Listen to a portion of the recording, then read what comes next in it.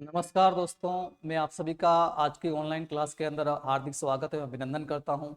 आज मैं आपके सामने लेके आया हूं पपीता। पपीता के केस में अपन पढ़ेंगे इंपॉर्टेंट पॉइंट्स, फैक्ट्स जो एग्जाम में कई बार पूछे गए हैं, उनकी बात अपन यहाँ पे करेंगे। तो शुरुआत करते हैं पपीता की। पपीता जिसका वानस्पतिक नाम होता है केरिका पपाया। क्या नाम होता है? केरिका पपाया।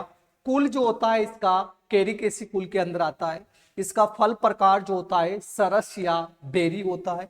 इसका खाने योग्य भाग मध्य फल भित्ति या मिजोकार्प होता है। देन पपीता का जो पीला रंग जो होता है वह केरिका ज़ैंथिन की वजह से होता है। किसकी वजह से होता है? कौन सा वर्णक होता है, पिगमेंट होता है? केरिका ज़ैंथिन होता है। एक लिंगी पौधा यानी कि डायोसिस पौधा है, यानी एक पौधे पर एक ही लिंग होता है, अक्सर या तो नर होगा या मादा होगा। पपीता व अमरूद दोनों ही जो होते हैं दिवस निष्प्रभावी डे न्यूट्रल प्लांट की श्रेणी में आते हैं। इसका प्रवर्धन बीजों के द्वारा किया जाता है। इसमें ज्यामिति जो रखते हैं 2x2 मीटर रखी जाती है, लेकिन पूसा नन्हा जो वैरायटी है उसमें 1.25 से 1.25 मीटर जो है इसमें ज्यामिति रखी जाती है। मादा नर का अनुपात पपीता में कितना होना चाहिए? 10:1 होना चाहिए, क्योंकि डायोसिस प्लांट है तो वहां पे नर के पौधे भी वहां पे होने चाहिए। देन पपीता से पपेन पपेन जो है जिसमें 72.2% प्रोटीन होती है। पपीता से जो पपेन मिलता है, पपेन के अंदर जो प्रोटीन होती है उसकी अगर अपन बात करें तो यह जो होती है 72.2% होती है। इसके बाद पपेन के अंदर पेप्सिन नाम का एंजाइम होता है, और पपेन उत्पादन के लिए इसकी को5 वेराइटी, जैसा यहाँ पे दे रखा है, को5 वेराइटी काफी इंपोर्टेंट मानी गई, जिसकी प्रोडक्शन क्षमता 1500 से 1600 केजी जो है पर हेक्टेयर पपेन उत्पादित यह कर देता है। इसके बाद इसमें जो है कार्पिन भी जो है अपन पपीता से ही प्राप्त करते हैं। पाला सबसे ज्यादा हानिकारक माना गया है। अगर फलों के अंदर देखें तो सबसे ज्यादा पाला हानिकारक किसके लिए माना गया है? पपीता के लिए माना गया है। गाइनोडायोसिस की बात करें, उसकी बीज दर की बात करें, जिसमें मादा और उभयलिंगी पुष्प होते हैं, तो उसकी बीज दर 250 से 300 ग्राम रखते हैं। जबकि डायोसिस की जो है जिसमें एक ही प्रकार का लिंग हो उसकी 400 से 500 ग्राम रखते हैं। पपेन 3 माह वाले जो कच्चे फल होते हैं उनसे प्राप्त करते हैं। सर्वाधिक पपेन को5 से प्राप्त होता है।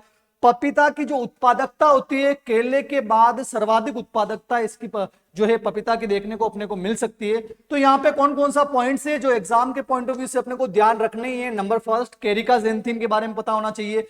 इसके बाद जो है इसकी ज्यामिति के बारे में ध्यान होना चाहिए, पुसा नन्हा के लिए कितनी है। पपीता से पपेन और कार्पेन प्राप्त होता है, ये पता होना चाहिए। गाइनोडायोसिस की बीज दर क्या है, ये आपको पता होना चाहिए। इधर देखें तो पपीते का प्रवर्धन किससे करते हैं? बीज से। मादा नर का अनुपात 10:1। पाला सर्वाधिक हानिकारक। इसके बाद इसमें डायोसिस के लिए सीड रेट कितनी रखते हैं? ये पॉइंट तो आपको किसी भी हालत में याद रखने हैं। इसके बाद इसमें अपन आगे बढ़ते हैं। नेक्स्ट वन आता है इसकी गाइनोडायोसिस किसमें कौन सी है? अतः गाइनोडायोसिस मादा प्लस उभयलिंगी पुष्प होते हैं। तो गाइनोडायोसिस में आती है इसकी एक रेड लेडी एक वेराइटी है। देन सनराइज सोलो जो गुलाबी गुदा होता है, नर पादप इसमें नहीं होते हैं। देन आता है पूसा डेलिशियस, पूसा मैजेस्टी जो पपेन के लिए फेमस है। कुर्ग हनीड्यू, और कुर्ग हनीड्यू अगर देखा जाए तो ये राजस्थान के लिए सर्वोत्तम है। राजस्थान की कंडीशन के लिए सर्वोत्तम वेराइटी कुर्ग हनीड्यू मानी गई है। देन ताइवान जो इसका रक्त जैसा गुदा होता है, सूर्या हनीड्यू, मधुबिंदु कहते हैं इसको। ट्रांसजेनिक किस्मों की बात करें तो इसकी ट्रांसजेनिक किस्में 3 है। सनेम, सनेम जो है इसकी पहली ट्रांसजेनिक किस्म है, पहली ट्रांसजेनिक किस्म इसकी सनेम है। रेनबो इसकी पहली व्यवसायिक तौर पर कॉमर्शियल जो ट्रांसजेनिक वैरायटी है इसकी पहली, वह कौन सी है? तो रेनबो है। इसके अलावा हवाई भी इसकी एक ट्रांसजेनिक किस्म है।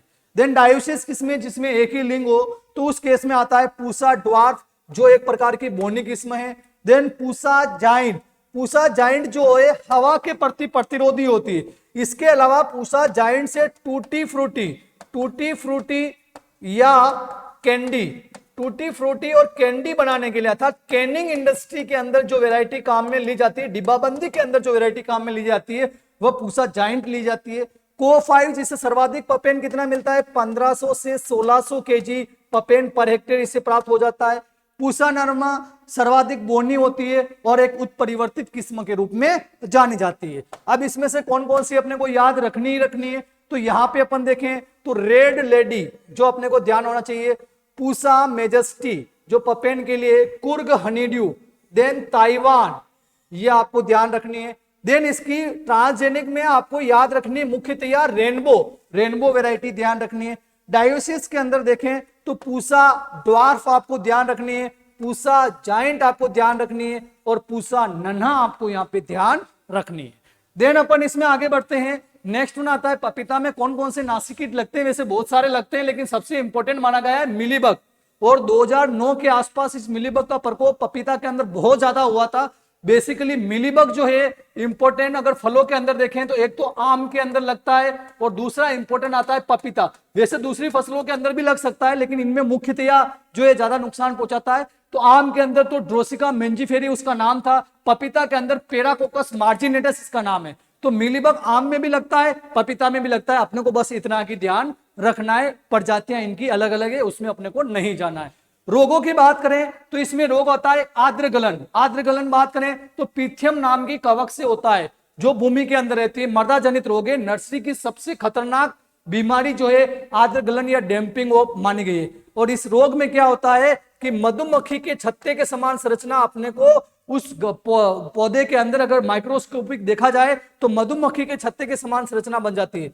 मधुमक्खी के छत्ते के समान यानी हनीकॉम्ब स्ट्रक्चर की फॉर्मेशन कौन से रोग में होती है? तो पपीता के आर्द्रगलन रोग के अंदर होती है। देन कोलर गलन यानी कि पौधे का जो भूमि की सतह के पास ही तने का गल जाना, उसे ही कोलर गलन कहा गया है, जो पिथियम एफिनिडर्मेटम से होता है। सबसे खतरनाक ये भी मानी गई है, ये भी मृदा जनित रोग होता है। देन लिप कर्ल की बात करें जो विषाणु से होता है, पत्तियां मुड़ जाती है, और इसमें जो वाहक होता है वह सफेद मक्खी होती है। कौन सी होती है? सफेद मक्खी होती है।